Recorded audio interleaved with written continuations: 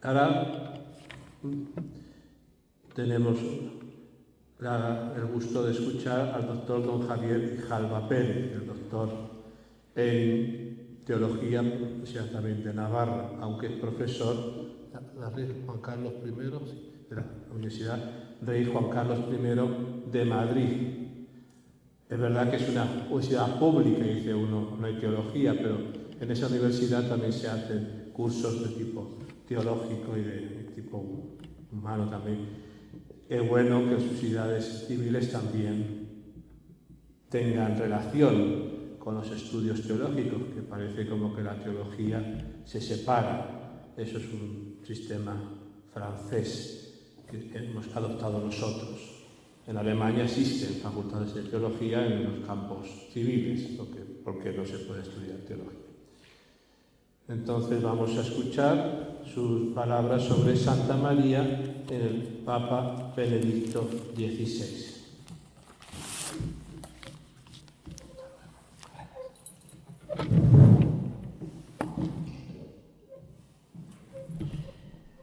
Por todos es conocido que el siglo XX fue sin duda testigo de un intensísimo debate que llega hasta nuestros días sobre María y su lugar en la vida de la Iglesia, bajo la inspiración de dos movimientos que confluyen, el movimiento mariano y el movimiento litúrgico, y que desembocan en la celebración y teología del concilio. Sin duda, en este siglo XX, el cardenal Joseph Ratzinger vive en primerísima persona esta reflexión y plantea lo que él lógicamente define como una teología armónica y unitaria que logre de alguna forma salir al paso de las contradicciones vividas y planteadas por estos movimientos. Por eso creo que su trabajo como profesor, como escritor, le permite ofrecer una profundización teológica en la que la figura de Santa María es ofrecida bajo dos claves, la clave cristológica y la clave eclesiológica.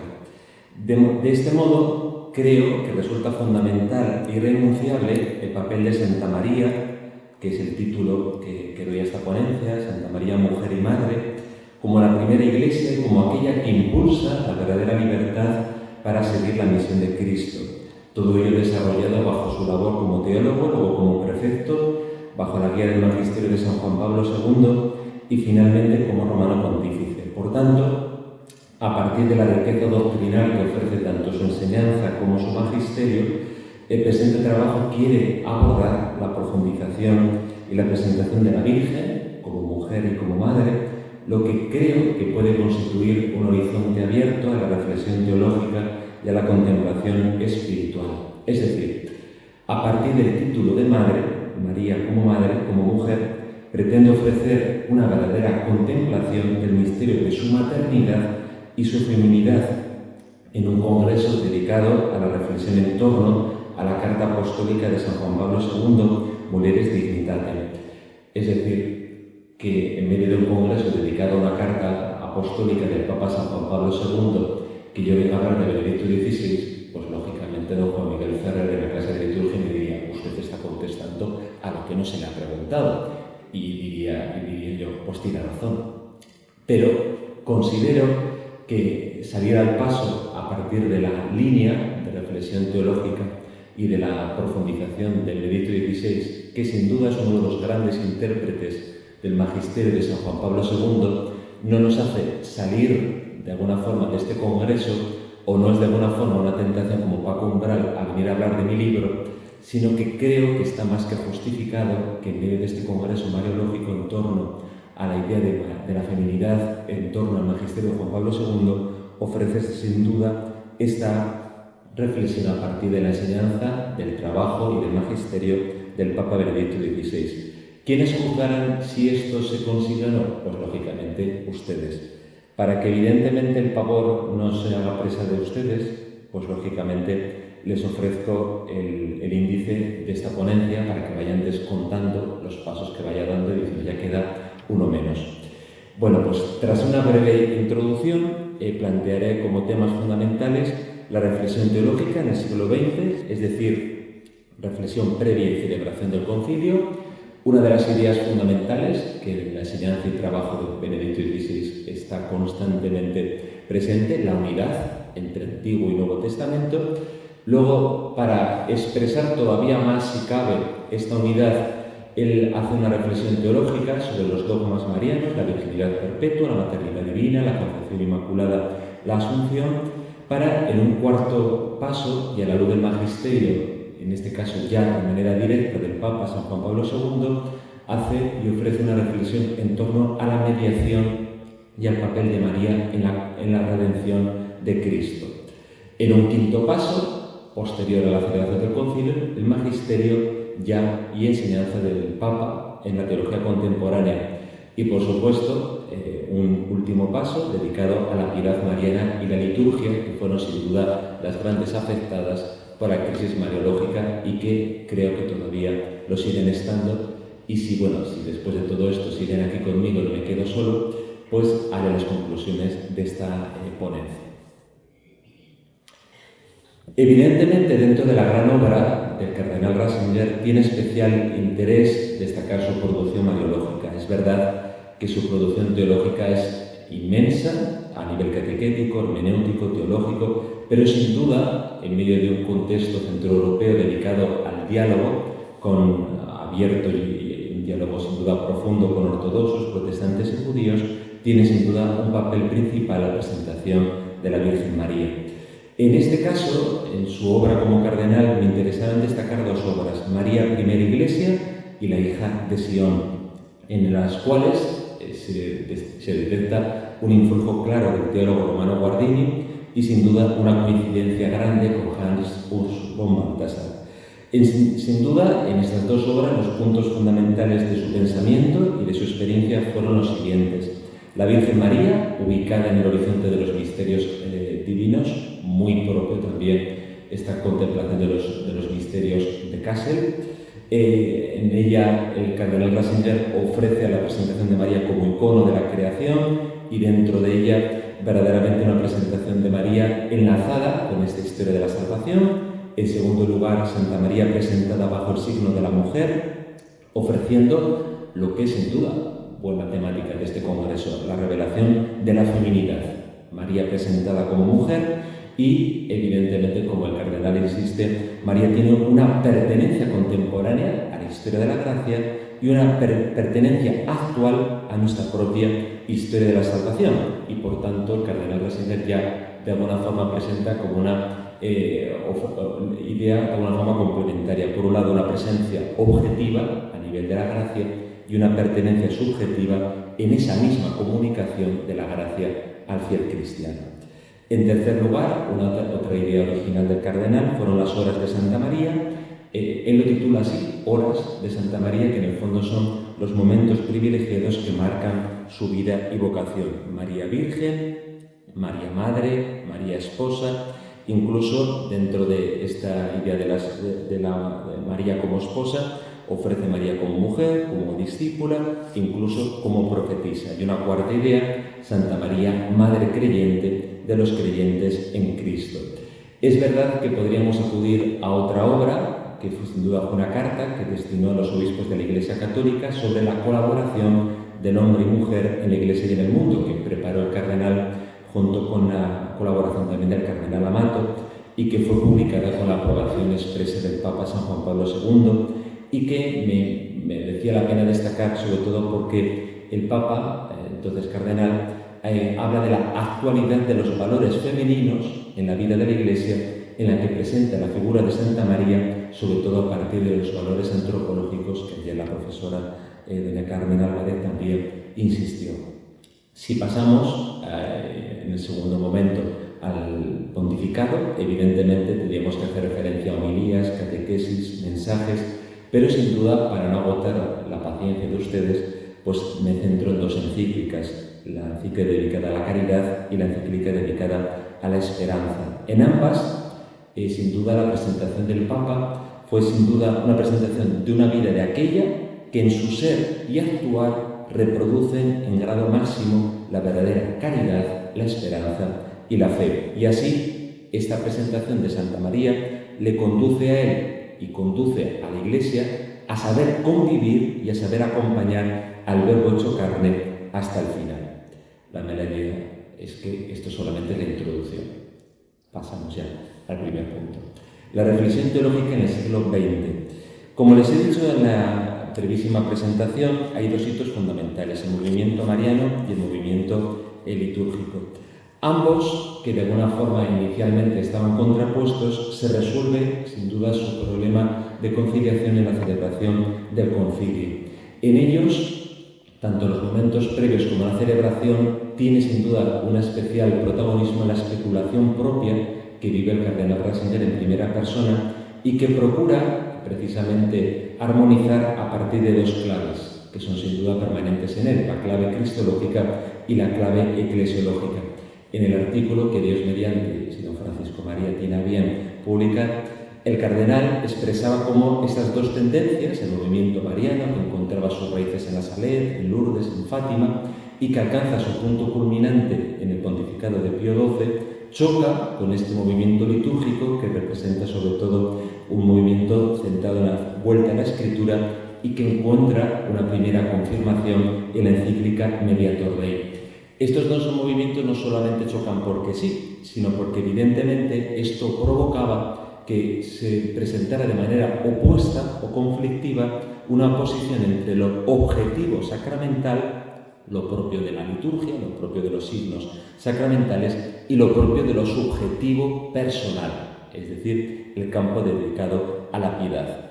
Este debate entre estas dos posturas inicialmente parecían irreconciliables, sin embargo, aparte de que tuvieron una especial virulencia en el área centroeuropea, llegan incluso, como recordaba el cardenal Ratzinger, a que en el momento inmediato a la definición dogmática de la Asunción, muchos de los teólogos, y sobre todo de los teólogos centroeuropeos, no vieron la conveniencia de la definición dogmática por presupuestos no solo históricos, sino historicistas. A mí me llamaba la atención que el Papa, en su testamento espiritual, vuelva otra vez a alertar del presupuesto historicista.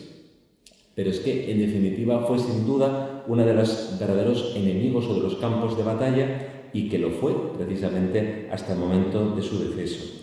El cardenal recordaba cómo la doctrina de la Asunción para muchos teólogos de Centro Europa no era de alguna forma admisible porque no encontraban en el texto algo que les permitiera encontrar apoyo y fundamento. Y era más bien un recordar más que en definitiva descubrir este mismo dato en la revelación. Sin embargo, el teólogo Ratzinger, que en virtud de su propia experiencia se había alejado de la religiosidad barroca de su infancia, en su época como perito en el concilio, aun cuando demuestra un cierto distanciamiento de una piedad mariana e incluso, de alguna manera, es decir, presentaba o mostraba de alguna forma ciertos miedos o ciertas reservas hacia fórmulas antiguas como María Nunca Satis, sin embargo, está muy determinado por un cristocentrismo propio del movimiento litúrgico que de alguna forma, a pesar del acalorado debate previo y en la celebración del concilio, que hace que el mismo cardenal de alguna forma tenga una cierta evolución, que vive en primera persona y a pesar de los prejuicios y de las críticas a títulos otorgados a María, María Medianera, María Mediadora e incluso María Corredentora, el cardenal va de alguna forma ofreciendo una presentación armónica. Es verdad que en la celebración del concilio no podemos descuidar la gran intervención de Frins, que es el que de alguna forma ofrece como presentación o como salida de este conflicto incorporar la mariología dentro o como último capítulo del esquema de Eclesia. Aquí he recogido la propia experiencia del cardenal Ratzinger y cómo en la votación conciliar, que fue aprobada por un estrecho margen, el arzobispo Ratzinger decía: la mariología de esta manera se convierte en eclesiología, es decir, María es así presentada como la idea de la Iglesia celeste. Se refuerza así una idea espiritual y escatológica de la Iglesia a la luz del misterio de María. Por tanto, decía el cardenal, María, Madre del Señor, nos habla a la Iglesia y nos permite reconocer en ella la esclava engrandecida por Dios que bajo la acción de la gracia encarna y representa la Iglesia de los pobres, la Iglesia que guía como sierva en la propia historia de nuestro peregrinar y que se manifiesta en la promesa y en la cercanía de Dios. Por consiguiente, la teología que vence en el concilio, por decirlo así, es la que manifiesta que Jesús y María han de ir juntos. Humanidad y divinidad. María, considerada como un miembro de la Iglesia, que no está como Cristo por encima de nosotros, sino que se encuentra con nosotros a nuestro lado ante el Señor. Por eso, esta nueva mariología que emerge del aula conciliar debía tener, decía el cardenal Ratzinger, una firme base bíblica. Es decir, podemos deducir, decía el cardenal Ratzinger, a María como mediadora. Es decir, una estrecha, decía el cardenal, cooperadora de la redención, a pesar de algunas voces críticas. Decía el cardenal, el objetivo no es destruir la devoción mariana. Esto habría que ponerlo casi en mimbres o casi salir en pancartas. No animo a salir para la Plaza Callao después de los días previos con algunas manifestaciones, pues en fin, había que hacer una labor de depuración casi confortable. Pero superar de alguna forma, es decir, este desafío, evidentemente lo que se trata con la mariología o lo que debemos tratar con la teología no es destruir la devoción mariana, decía el cardenal, ni asimilarnos al protestantismo, sino que hay que evitar una teología especulativa que se olvide de la Escritura. Por eso dice el cardenal, más que un progresismo ingenuo y acrítico, los principios mariológicos que el cardenal propone coinciden con una verdadera resurgimiento, con una verdadera vuelta a las fuentes bíblicas en el sentido de que María como mediadora y María como mediadora ofrece sin duda el verdadero prototipo de la Iglesia. Por eso el cardenal subrayaba que con el propio título del capítulo 8 del Lumen Gentium, la bienaventurada Virgen María, Madre de Dios, en el misterio de Cristo y de la Iglesia, se ofrece el verdadero nexus mysteriorum que el concilio pretende de alguna forma ofrecer para presentar a María en la historia de la salvación y al mismo tiempo bajo las dos claves que el cardenal siempre pretende ofrecer: clave cristológica, clave eclesiológica. Y por último, la piedad popular dirigida a Santa María, apoyada precisamente en profundas bases bíblicas y profundas bases patrísticas. Y es más, dice el cardenal, se trata de seguir ofreciendo una vía veritatis, una vía pulcritudinis y una vía amoris, para ofrecer a María en su fe, en su amor y en su esperanza sólida. Buenas noticias, vamos a por el segundo punto. La unión entre el Antiguo y el Nuevo Testamento. Les decía hace un momento que la distancia del cardenal hacia la devoción tradicional, sobre todo previa a la celebración del concilio, no impidió en él una profunda, o más bien motivó una profunda reflexión teológica sobre la vida y la vocación de Santa María. Es verdad que el cardenal, sobre todo la celebración previa al concilio, pretende hacer una profundización crítica, pero sobre todo bajo dos claves, la Biblia y la cristología.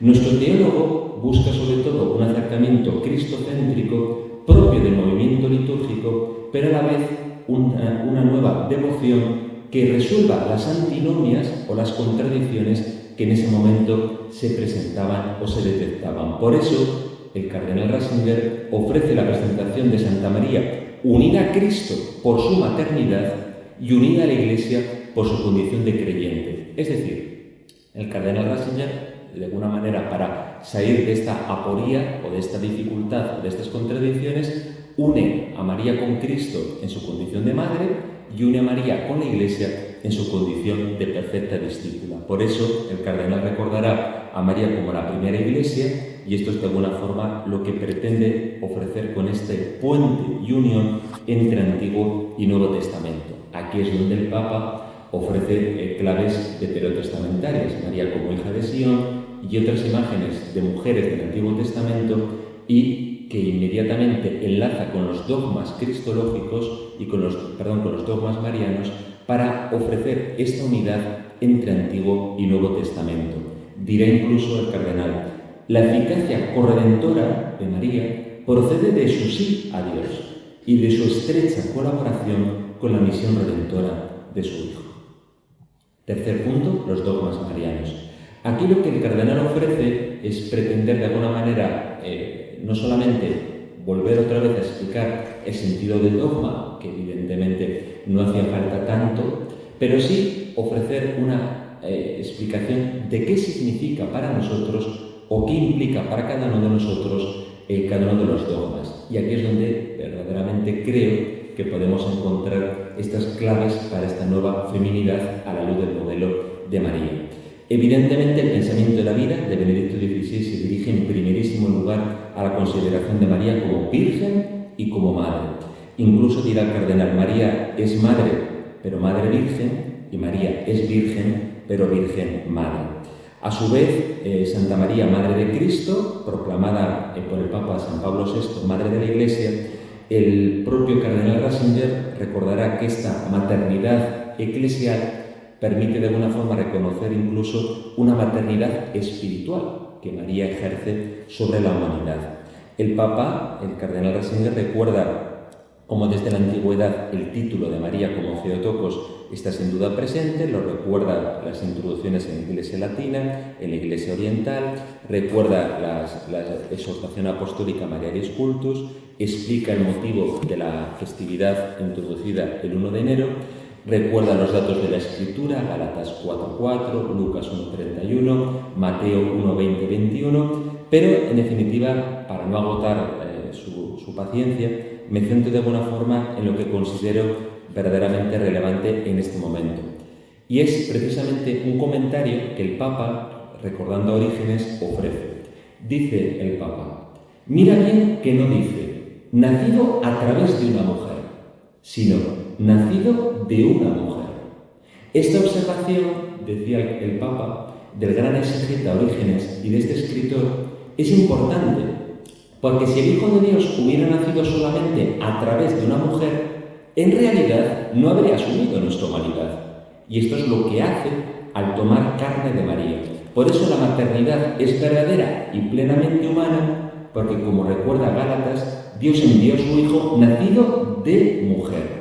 Por tanto, esta expresión feliz condensa la verdad sobre Jesús como persona divina, que asume nuestra plena naturaleza humana, en el sentido de que de María toma y asume esta condición humana.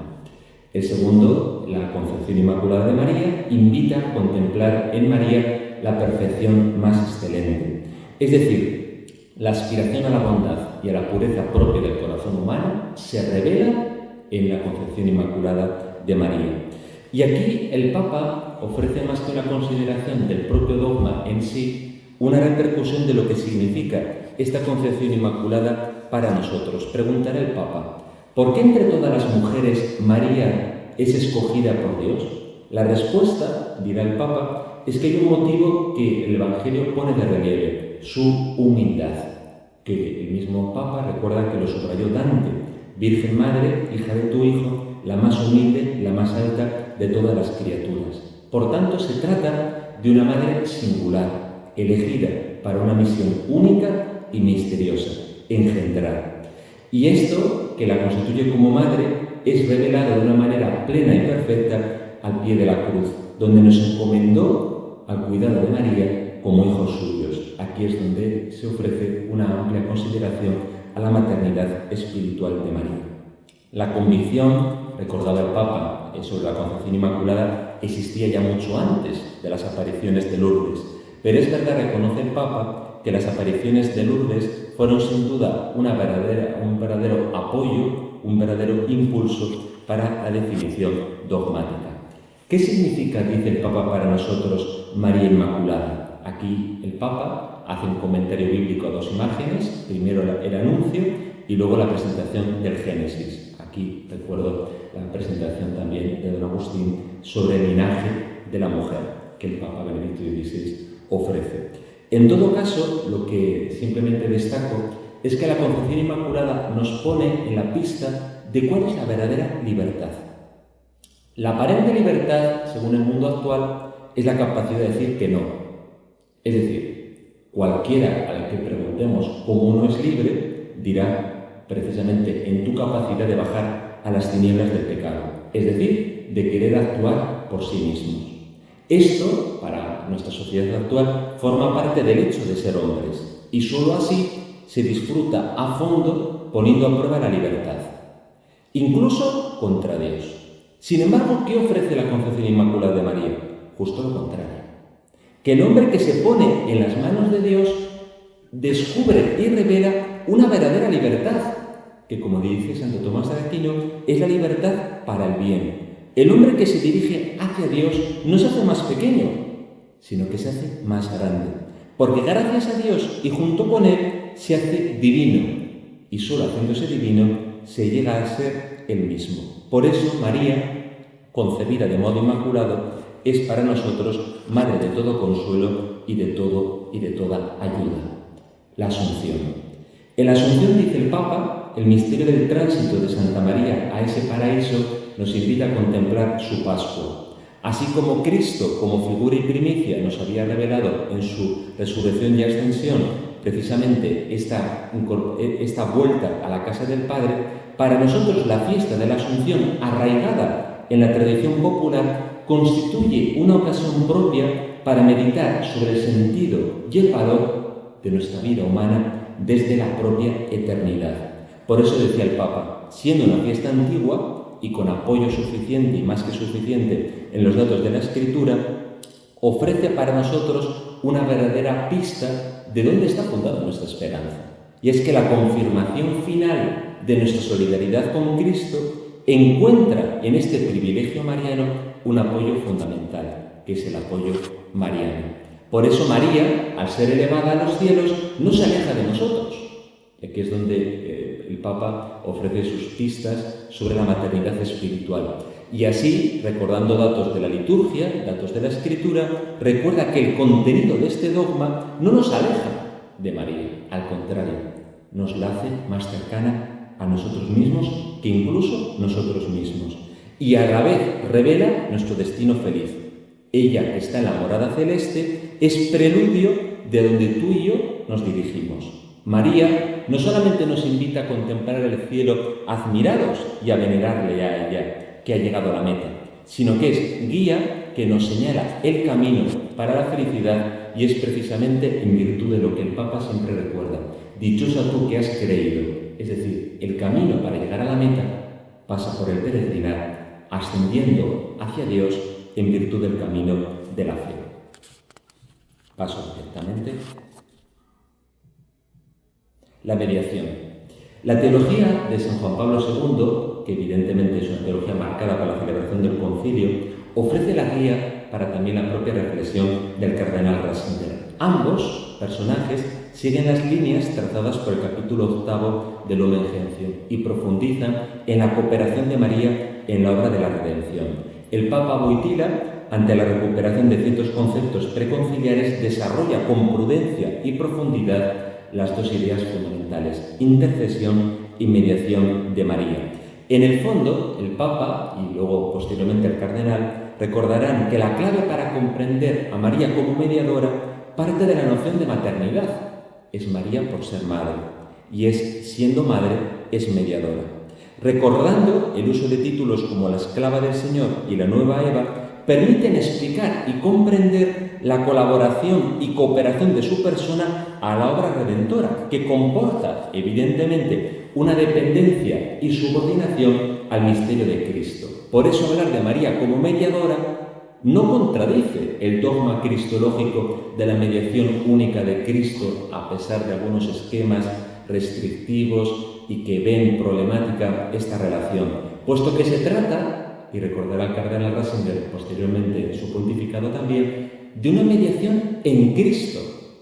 Por eso la mediación de María es una mediación participada, que brota de su plenitud de gracia y que brota de su propia glorificación. Por tanto, ofreciéndonos para nosotros un verdadero modelo. La categoría, que sin duda el Papa Ratzinger recordará, es precisamente la categoría de presencia que toma del Papa Juan Pablo II. Evitando, en definitiva, una especulación vacía, comprende y ofrece una presentación de la mediación de María en una perspectiva relacional y vivencial. Es decir, María es mediadora porque actúa en la comunicación de la gracia. Y no como una comunicación extrínseca, superficial o de alguna forma, podemos decir, extraña, sino como una comunicación personal. Y así recordará el Papa que la Iglesia experimenta en el camino y en su peregrinación de su fe, de su vida y de su misión la presencia gloriosa, materna y neumática de Santa María a través del espacio, el tiempo y la historia de las almas. Buenas noticias, vamos al capítulo 5. La Mariología en la teología contemporánea. Sin duda, la celebración del concilio, y ya estamos en los años 70-80, permite a la cardenal ofrecer 3 conferencias en Pugver que ofrecen verdaderamente una reflexión bíblica y teológica alejada ya de los apasionamientos propios de la celebración del concilio y que pretende responder a los problemas que había sufrido la Mariología. El teólogo alemán se esfuerza por ofrecer una base bíblica y teológica, remitiendo a figuras del Antiguo Testamento, a María como prototipo de mujeres como Ana, como Sara, la hija de Sión, la nueva Eva, e incluso presenta al pueblo de Israel en condición femenina, no en condición masculina. Dirá el Papa: Israel existe en esa relación con Dios, Virgen y Madre, pero además en la Escritura se vincula la figura de la mujer a la sabiduría. Es ella, la mujer, la que acoge la palabra, y así la figura femenina es algo esencial en el camino de la fe. Y dirá nuestro teólogo: el negar o rechazar el elemento femenino en la fe acaba por negar la verdadera realidad de la creación y de la gracia, y conduce a una actividad solitaria que al final constituye del hombre una máscara, desconociendo al Dios revelado. Por eso, el cardenal Ratzinger insiste en la necesidad de recurrir a ambos testamentos, por eso lo que les decía en el capítulo 2 de la unidad, y a la vez recuerda, y por eso el capítulo 3, de la profunda unidad entre Antiguo y Nuevo Testamento, sobre todo a la luz de la reflexión del Papa en los dogmas marianos, recordando la virginidad, la maternidad, la concepción inmaculada y la asunción de María. La piedad y la liturgia. El cardenal se ocupa de indagar el lugar teológico de la Mariología en el ámbito tanto de la piedad como de la liturgia. Aquí interesa recordar unas consideraciones que ofreció en el año 80 sobre el puesto de Mariología y la piedad mariana en el conjunto de la fe y de la teología. Es decir, una vez que ha hecho el Papa en referencia a las circunstancias históricas y teológicas del siglo XX, denuncia la reducción a su juicio que el posconcilio había llevado a un biblicismo unilateral.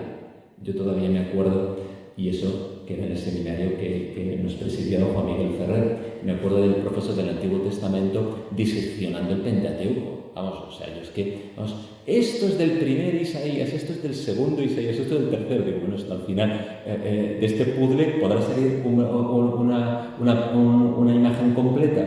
Bueno, ese biblicismo, de alguna forma unilateral, que deriva, en algunos autores, en un cierto historicismo.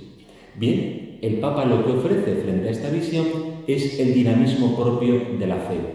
Recordaba el Papa, el vacío que se ha creado en el posconcilio no se puede colmar simplemente con el título de María como Madre de la Iglesia, como había hecho el Papa Pablo VI. Es decir, el derrumbamiento de la Mariología solamente, en definitiva, encontrará respuesta ofreciendo un claro diagnóstico. Y dice el Papa, frente al planteamiento masculino, activista y sociológico del pueblo de Dios, Populus Dei, hay que salir al paso de la Iglesia en clave femenina. Por eso, en el fondo, creía que la ponencia de hoy estaba justificada. Es decir, el Papa recuerda que frente al concepto de pueblo de Dios de la Iglesia, hay que unir la Iglesia como cuerpo de Cristo. Pero además hay que unir una tercera idea. La Iglesia es persona, mujer, esposa y madre. Por tanto, la Mariología ofrecerá una solución cuando no solamente desde la Cristología, como en el Centro Europa, ni solo desde la Eclesiología, sino desde un pensamiento armónico, desde la consideración de María como Madre de Cristo, ofrezca la condición de María como Madre de la Iglesia, revelando que María es el verdadero nexus mysteriorum, es decir, aquella que, estando en contacto con la historia de la salvación y con la gracia, ofrece una verdadera teología completa. Por eso, recordar el Papa, se puede pasar de la teología crucis a la teología gloria.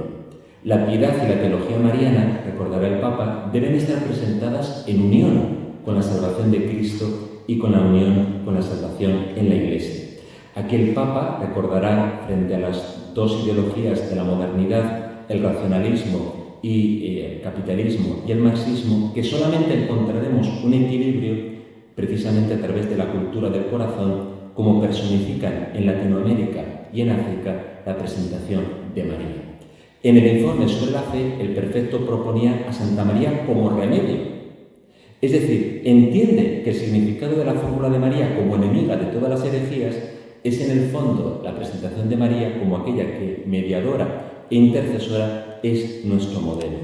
Y evidentemente, ante la presentación y publicación de la encíclica Redemptoris Mater de su antecesor, el prefecto hace notar que aunque el Papa no utilice las palabras de corredención, ni utilice más que extrañamente o raramente la palabra mediadora, se propone a Santa María como la creyente, siendo la actitud fundamental la de su propia fe. Buenas noticias, voy a las conclusiones. He ido presentando en esta ponencia cómo en el siglo XX se dio un intenso debate sobre Santa María y su lugar en la vida de la Iglesia. Confluyeron dos movimientos, movimiento mariano, movimiento litúrgico, que confluyen en la celebración del concilio.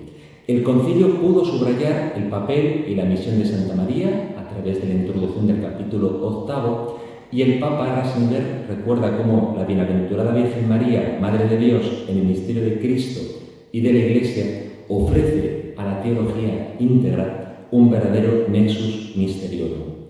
Creo, más que justificado, que esta ponencia de hoy nos permite reconocer cómo Joseph Ratzinger vivió todo este proceso del siglo XX en primera persona y planteó, siguiendo las directrices del concilio, una nueva mariología, siguiendo una perspectiva tanto bíblica como teológica. Procede, creo, una profundización teológica en la que la figura de Santa María sea entendida bajo estas dos claves, cristocéntrica y eclesiológica, además, por supuesto, de los títulos como María Esclava, como María Sierva, para precisamente unir, como recordaba el Papa, lo racional y lo afectivo, la vida y la experiencia. Resulta fundamental, decía el Papa, que el papel de Santa María como la primera Iglesia facilite e impulse la verdadera libertad, que es precisamente la que se pone al servicio de la propia misión de Cristo. En la vida y obra de Benedicto XVI, Santa María es presentada como mediadora e intercesora, pero sobre todo como modelo. Por tanto, la tesis fundamental del Papa bávaro es que el carácter único de la mediación de Santa María estriba en que es una mediación materna. Johannes Friedrich, el luterano de Baviera, se mostró muy conmovido al oír la homilía del Papa Benedicto XVI, que había pronunciado, que había predicado en la plaza del Santuario Altötting, en su Baviera natal, precisamente por haber relacionado de manera maravillosa a María y a Cristo. Ambos, acto seguido, fueron en procesión con la imagen de la Virgen. El Papa alemán y el obispo luterano se dirigieron a la capilla de adoración del Santísimo Sacramento, convenientemente inaugurada para esta ocasión. Pues bien, me gustaría soñar, me gustaría pensar que esta ponencia sobre el pensamiento y la vida del Papa alemán, aun cuando no estemos en Altötting, sí que estamos en el santuario de la Virgen de la Junquera, nos permita descubrir que el don de Dios se nos concede en Santa María, mujer y madre, y que es ella lo que nos permite comprender y ofrecer a nuestra sociedad una nueva y sin duda original feminidad. Muchas gracias.